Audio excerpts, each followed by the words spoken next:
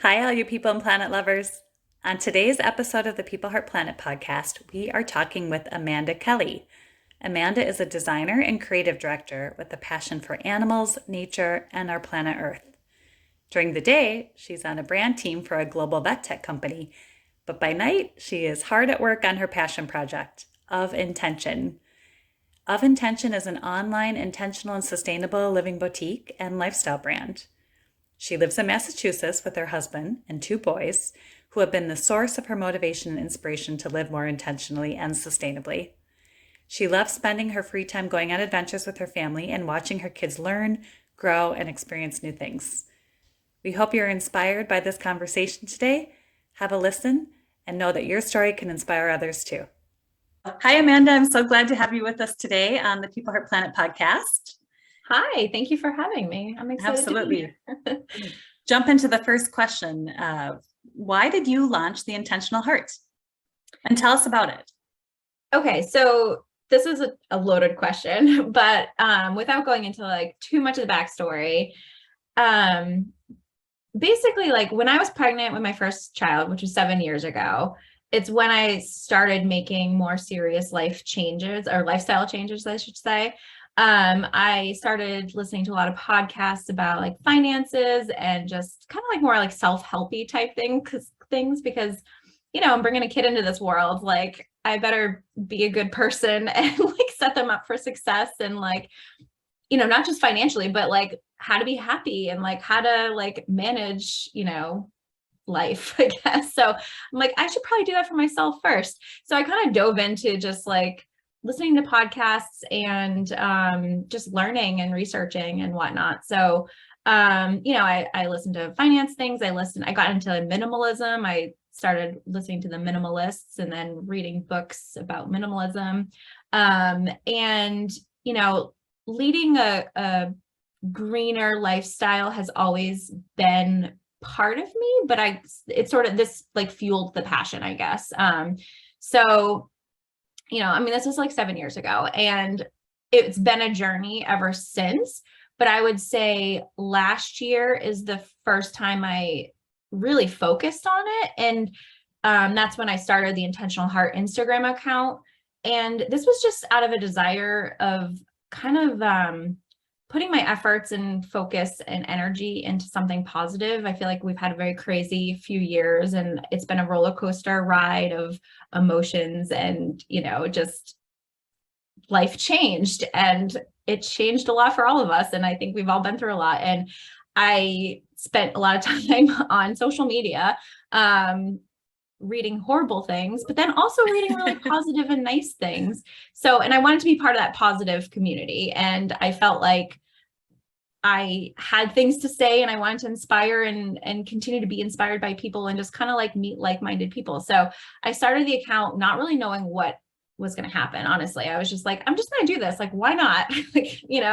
And so I started it and I started meeting really great people. And kind of at the same time, I also designed t-shirts for my boys, which is so random, but I I have a design background, so I love like designing like funny things for their shirts and stuff that like you can't find in stores. And I would go on Etsy sometimes and look, and not many options were made with organic material, like organic cotton or, so right.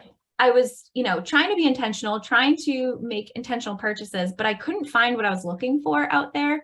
So that's kind of what started the business side of things. So my shop is called Of Intention. The Intentional Heart was taken. So it's like kind of confusing. Eventually I'll probably need my own Instagram account for the business, but right now I'm just keeping it all together because it's, my side gig. So anyways, I started Of Intention with t-shirts that I designed, in using organic cotton material.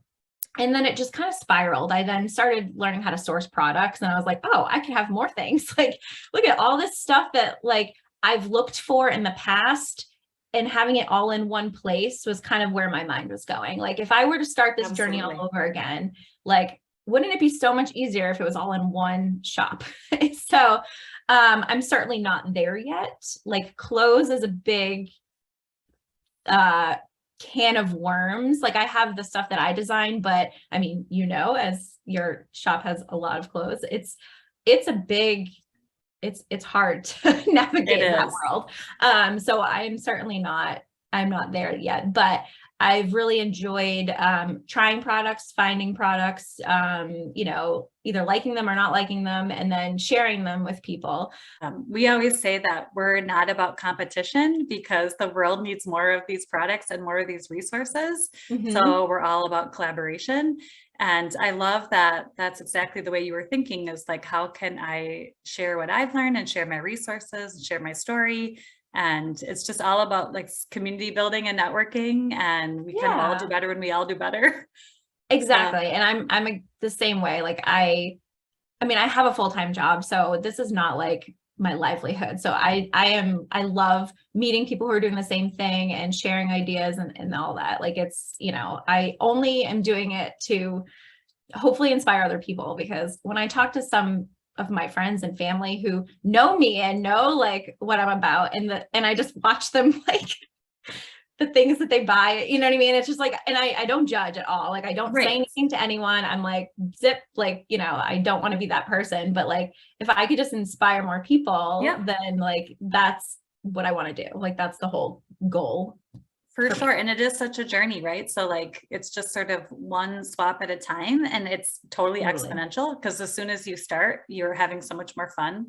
And that I totally related to what you were saying about how, I mean, I think there is a place for anger and frustration, a little bit of despair, whatever people are feeling, grief about the heavy things that we're dealing with in the world. And that's totally okay. But balance is so key, right? So we were thinking along the same lines in terms of like, okay, what can we do that is positive, not only because putting positive out into the world and adding these resources is great, but we needed it for our own selves. Like I felt like if I don't start finding joy in this journey, then I just am going to be miserable in life, and I don't want to live that way. Right. So absolutely. And it's like this shift to me, I call it like a new economy. And I know some people think that just sounds sort of silly. I've been told, I can be kind of idealistic, and I don't think it is idealistic to believe that you can have this shift. I mean, it's what the whole B Corp, B Lab is built on, right? Is that like, there's nothing wrong with making a profit. Your business can make a profit. We're doing this to make a profit. There's nothing wrong with that. It's how do you make a profit you can really be proud of? Because you're also respecting people on the planet, and sustainability is important to you because it's about you and it's about other people. It doesn't have to be selfish. It doesn't have to only be altruistic. It's all of it. Right. I totally agree. Yeah. The other thing that I just want to follow up on, and I know we have other questions to get to, but I love that you said this started for you from the perspective of looking at finances, because I hadn't really considered that ever before. But money is an expression of our values. And of course, it's something that we're all thinking about all the time.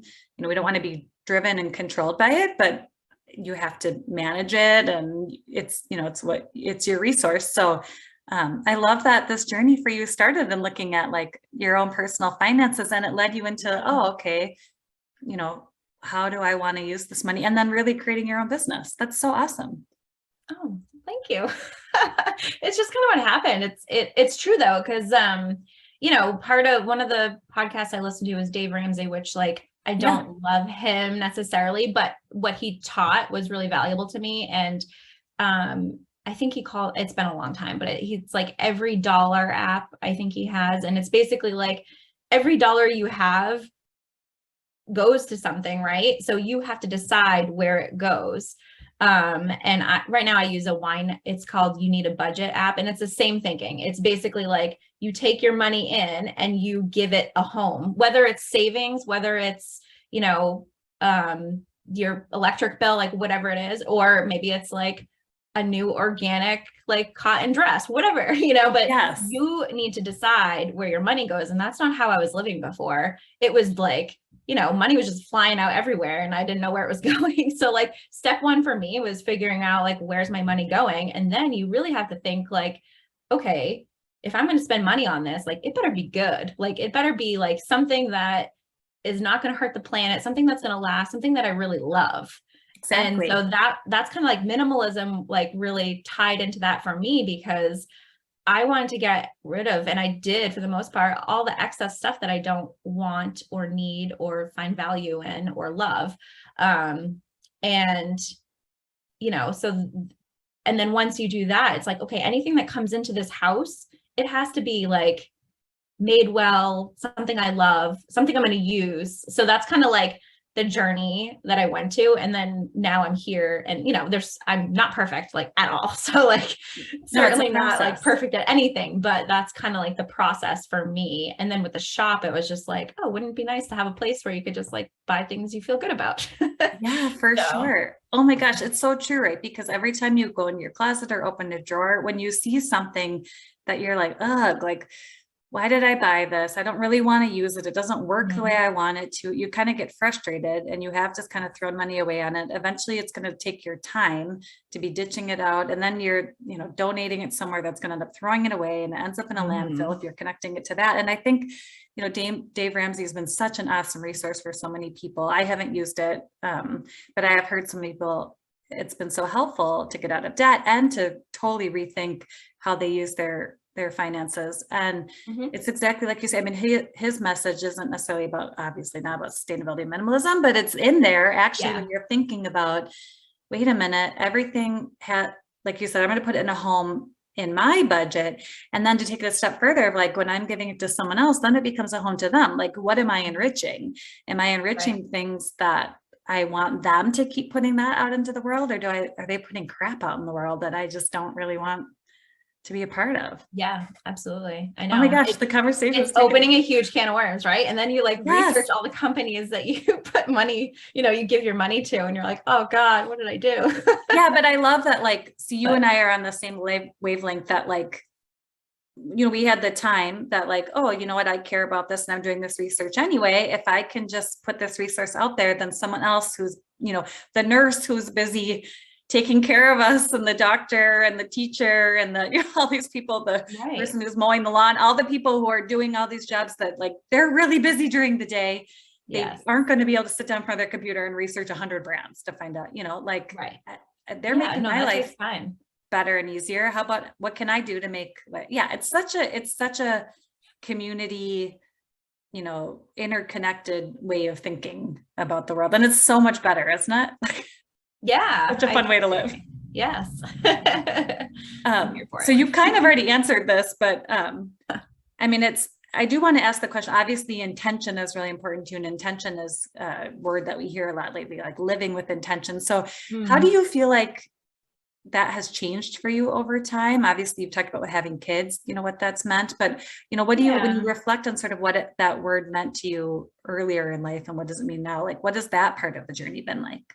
Yeah, that's a good question. So, I mean, living with intention for me is really like taking responsibility for what's happening to me, or, making steps and making changes to my life to like direct where I want to go. And so that has changed over the course of time, just because like life changes, right?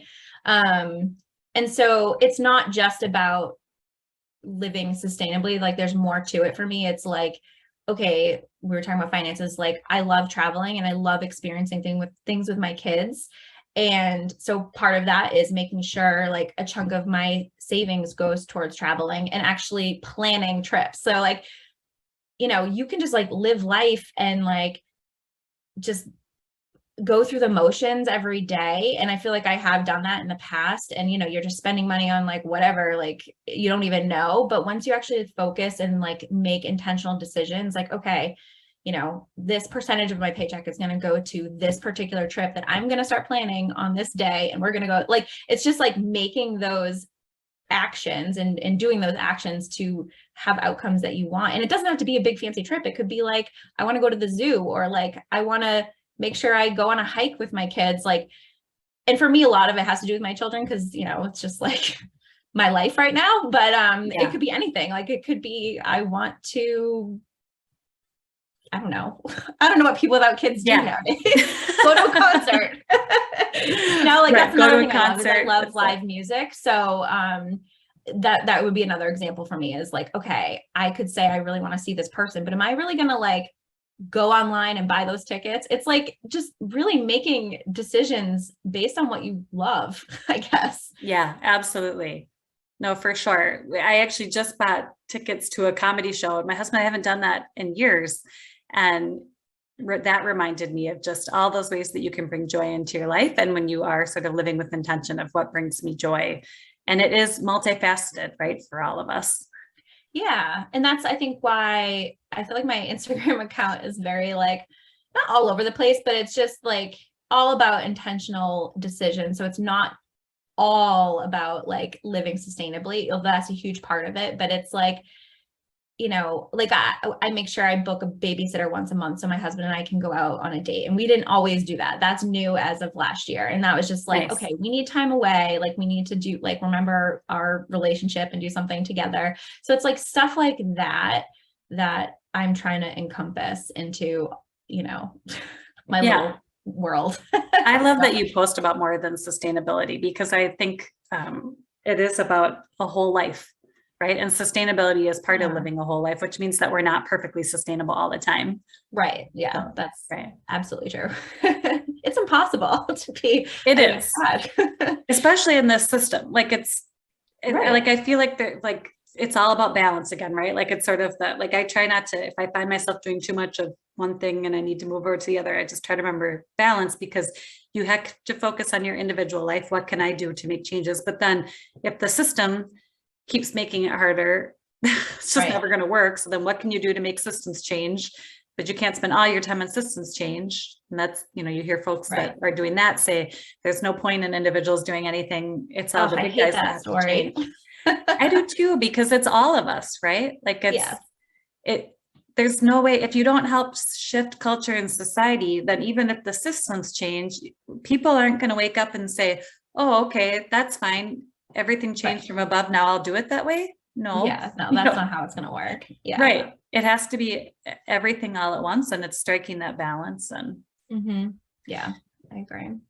So what advice would you give to people who are trying to live more sustainably, especially like in areas where as individuals, it's something we can do? So biggest piece of advice is do it one baby step at a time, because if you go too hard and all in at once, you're never going to survive. Because it's habits, it's forming habits for me. And it's making one change, like maybe a month, maybe every couple months. Like it really has to become part of your daily thinking and daily habit. I mean, it's like, I always go back to the peanut butter jar, because cleaning out a peanut butter jar is the most annoying thing ever, right? But yeah. And it's so easy. And I have this conversation with my husband all the time, because he's very minimalist, but he's not as green as me. So we have these conversations about like convenience, and like, because to live more sustainably, you do have to like take a little bit more time, right? You need to wash out the peanut butter jar and then recycle it, or like I'm trying to think of I know, I use a powder dishwasher soap, and you have to scoop it. And he's like, I just want to squirt a bottle. And I'm like, it's not that much more time. You just scoop it in. He's like, I don't want to do that, but like, it's just those little things that you just have to like get into the habit of doing it. And it doesn't feel like a big deal. But if you change all the things in your life at once, like that's never going to happen. Like you're never going to sustain that. Like it's not sustainable. You're totally telling a hard truth right there, that the reality is it does take more effort. Yes.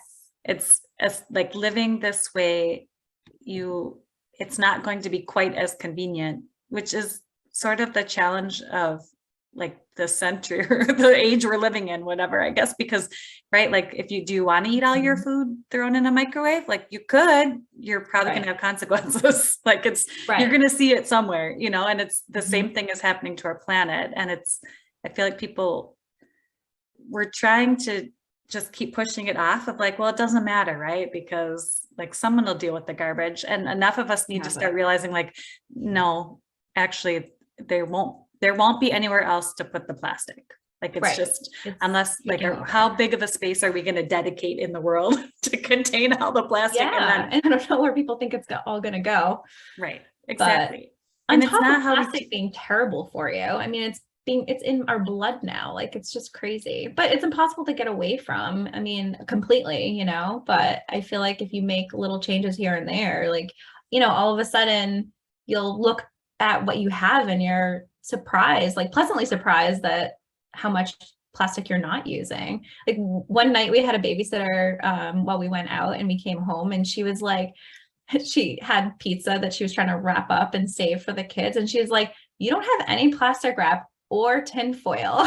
And I was like, oh yeah, that is weird for you. Like, you know what I mean? But it's gotten to be such a habit for us that like, that's normal now, but it takes time, you know, like 2 years ago, I couldn't have said that, you know, like it's just, it takes time. You just have to make little changes over time. So yeah, somebody asked me, I can't remember what they were doing in the house, but I had a plumber here and we were doing something with the water filter, and he had a 2-pack of the water filters, and he's like, okay, can you get me a Ziploc bag to put the other water filter? And I said, no, I don't have one. Yep. And I was sort of like, okay, now I do need to think about this as the moment I need to keep something sterile. So I get that there is a place for everything, but totally. I don't want them in the house because I'm still developing that habit.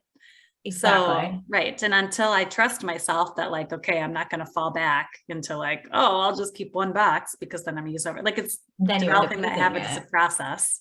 Yeah, no, it is. And you have to figure it out. Like tinfoil is something that like, when people come over, if I don't know, like if it's like a family thing and like someone's trying to heat something up in the oven, and my dad always puts tinfoil over things, I'm like, oh, we just don't do that. But like maybe you don't need to actually. It's just like a habit, I think. And I don't know if it makes a difference. He seems to think it does, but you know, like there's certain things I think. Oh, the other example is my brother caught a fish, and he came to my house after, and he was like trying to figure out what to do with the fish. And he was looking for a Ziploc bag, and I was like, I'm sorry, I just don't have one. Like, I don't know what to tell you. I have reusable ones. Right. Like put it in a glass container. I don't know. Put the lid on top. Yeah, I ended up giving him like a, you know, regular like a Pyrex thing, and it was fine, but it just wasn't the like, you know, disposable thing that he was thinking of. So, and I'm sure for you, it's about what you want to teach your kids, right? Because I think we're finally waking up to the fact that we've made our kids' lives too convenient, and we don't really want them to have these values that you live in a disposable world and everything should be super easy and things don't have consequences. Like we do want them to realize that the planet they're inheriting needs to be taken care of. Yeah, that's a big part of this for me, is like passing this thinking down to them and just like ingraining it into them. And they'd still have convenient things for sure. Like for sure. I'm thinking about like little applesauce cups. Like we still haven't gotten away from those. We use reusable bags though, so they're used to that. Like they don't get like bags of chips. Like I put chips in a bag for them, things like that. But they're hilarious. They are like trash picker uppers, like almost to a fault. Like we'll be like, you know, at a place where we're not prepared to pick up trash. Like we don't have gloves, we don't have our bags, like, you know what I mean? And they'll just be like, oh my God, Mom, look at all this. We'll be in like Boston in the city, and he'll be like, look at all this. I'm like, oh my God, don't touch that. Your hands. Yeah. Or like we're at our neighbor's house, like getting my oldest on the bus. This just happened this morning. And he picked up this, like, I don't even know what it was, like some medication, like tube or something from their yard. And it probably, maybe it wasn't theirs. I don't know, but it was so embarrassing. I'm like, don't pick that up. Like that's theirs. Like just leave their yard alone. But that's they're like, hilarious. They see trash and they're like, we got to pick it up. I'm like, oh God, I did this to you. No, that's great. But it's funny. And it's good. Like there's a time and place.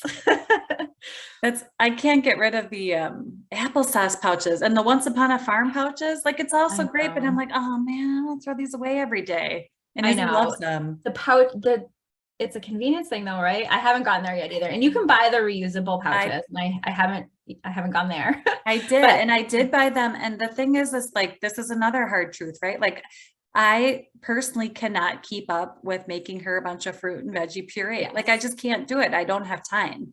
Yeah. So what do I do then? Right. You know, like how do I pay somebody who does have time to make me a bunch of them to put them in reusable pouches? Like, I don't know where that person is. And that seems kind of weird. I mean, I'm all about I like paying for a service for someone else if it's building up their business. Cause like I need Yeah. time to do my service of building up my business. And I would rather give my money to someone who is doing some quirky, like little thing that like we help each other instead of giving it to a big box store. But at the same time, like that one doesn't seem realistic. No, definitely not. And you have to balance it. The other example I have is I love guacamole, but no one else in my family eats it. So I sadly buy the little like containers of it, because if I make a guacamole, I'm not gonna eat the whole entire thing. No, it goes brown. It goes brown so Yeah. fast. Exactly. So that's another place like I need to figure that out. But it's like, again, baby steps. I'm like, I'm not there yet. And we all have that list, right? And like no shame or blame around that. Like to sort of have your list of like, well, but I mean, oh my gosh, can you imagine what the world would look like if everyone had their own short list and was doing all like a whole bunch of other things? Yeah, if you're just changing a few things, I mean, the amount of shampoo bottles I've saved, or like, like stuff like that. I'm like, okay, I'm not so bad. No, totally. I know that's like, if you tell a person like just change one thing and it's crazy how much impact you'd have, you think it doesn't make a difference. It's huge. Yeah. So your business prioritizes sustainability, and then obviously I'm sure you're thinking about fair trade as well in terms of how are people treated. Obviously not every brand can do both. There's nothing wrong with that, but how do you balance those kinds of issues, and even animal welfare and other kinds of things, minority owned business, all that kind of thing. How do you balance those other things you might care about with sustainability? Yeah. It's definitely true that there are brands out there that kind of think about everything. It's hard to get it all though, right? Like, and there are, wholesale like retailers where you can shop, and your website does this too, by like your value. So that makes it much easier, thankfully. But you have to do your own research as well. So there is a balance. I mean, there's definitely, products that are more on the sustainable side than a fair trade side, and vice versa. But I try to lead with sustainability first, and then fair trade is second, I guess. Like, and it's a balance. It really is a balance. It's hard. And there are brands out there that do it all, which is wonderful. And I love those, but it's definitely hard to find. No, I feel you on that. And one thing we talk about all the time too, is like, even if there's something that I personally care about more, the reality is when it comes to a product, something I'm going to wear, something I'm going to use in my house, the most important thing is I have to like it. Yes. So I may not end up actually buying something that matches what I care about more. I might actually go. So, while I do want to know all of that, like at the end of the day, businesses that are doing like a lot better. I mean, it's when people say all the time, like, well, how can you really tell the difference between a brand that cares about, people on the planet versus a brand that is mainstream? It's like, oh my gosh, you can tell. Yeah. Read their website. Right. Just go on their website. I know. You take 5 seconds and like, oh, it's like plain as day. It's a sustainable product is not the same thing as a business model that is actually working really hard towards sustainability. And they're not perfect. They're not going to be perfect. Like, and if you just aim for those brands and throw perfect out the window, like you're going to be fine. Yes. Yeah, absolutely. No, that's cool. And then what are your favorite brands and products? Ooh, good question. So, oh gosh, where do I begin? You probably have too many. So for clothes, I really like Packed, and love it. They just have a lot of like basic staples that, they use organic cotton, and I've had good luck with them. I buy a lot of like just basic tees and leggings and some underwear and stuff like that. I love Packed. Yeah, they're a great brand. And then just because it's easy, I have a lot of stuff from my own shop. So I actually have partners with a lot of makers around here that have similar values to me. And so a lot of like the beauty products and whatnot, I've been using those, which I've really liked. And, they have glass containers, and they use like organic ingredients and that type of thing. And I'm trying to think. Well, we'll just link to your shop, and then people can see all the brands, because obviously that's full of your favorites. And I love that they're local. That's so cool. Yeah. They're local to New England. New England's pretty small, so like the states are all like close together. Yeah. So yeah, I meet up with them. We have I have some really great relationships with just makers who make awesome things like candles and stuff. And they have the same values. So it's Yeah. nice to like connect with those people and help them and partner with them. Well, So and that's yeah, the a lot of ultimate like beauty products. sustainability then. Yeah. Yeah. Yeah. It's coming from next door. Yeah, exactly. I mean, certainly not everything, but a lot of Right. things are. Yeah. So last Um, question. yeah. Our motto is love people, love the planet. So do you think love is part of why you do what you do, or what is your deep motivation? Oh, definitely. I mean, love for my children and, like wanting to leave the world in a better or at least like the same place for them. And love for the planet. I mean, I've always loved nature and, just it's really sad when you see like the polar bears that are skinny with no ice standing on them. It's like all the stuff Right. you see, like all the trash in the ocean. It's really depressing when you get a glimpse into like what's really happening. So yeah, love for my children and the world, I guess, which sounds like really cheesy, but It does sound cheesy. That's right? we've thought Like, about that. We're oh, like, what am our I motto saying? sounds like, is this too cheesy? But then we're like, at the end of the day, like this is it. This is why, Yeah, you only get one life. yeah. So it's And like, everyone we meet, like you, I mean, just doing this work, right? The best part is connecting with other people. And yes. I think everyone we've met, like it is love is that driving force that sort of makes you say, you know what, this is kind of hard. Mhm. But I'm just going to lean into love. And yeah, the amount of joy you get from the process is Mhm. so much greater than the burden of it. Yes. So, Agree. Yeah. oh, very cool. All good. Well, thanks for talking with us. Yeah, of Thanks for listening course. to this Thanks for having episode of the me. This People is fun. Heart Really Planet fun. podcast. Our motto is love people, love the planet. We hope that after listening today, you feel even more inspired to show your love for people and the planet. The ethical consumer journey is different for all of us, but what we have in common is that we are all motivated by love. For more inspiration, follow us on Instagram or Facebook at People Heart Planet.